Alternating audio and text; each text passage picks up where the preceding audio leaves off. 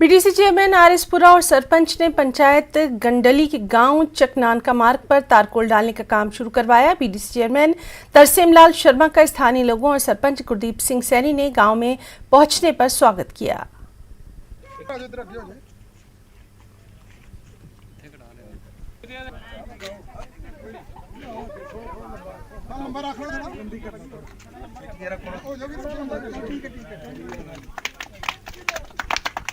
कि जितनी जल्दी हो सके ये काम हो और आज गंडली पंचायत के जितने भी लिंक्स हैं इनके काम ब्लैक टॉप का काम शुरू हुआ है।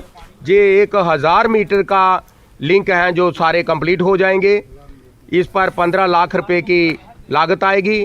तो मैं अपनी तरफ से पंचायत के सभी सदस्यों को, मेरे बुजुर्गों को, बहनों को मुबारकबाद देता हूं और आगे भी पंचायत में जो भी काम होंगे, जैसे कि सैनी साहब ने बताए हैं, जो काम आपके माध्यम से, वो हम पूरा जल्द से जल्द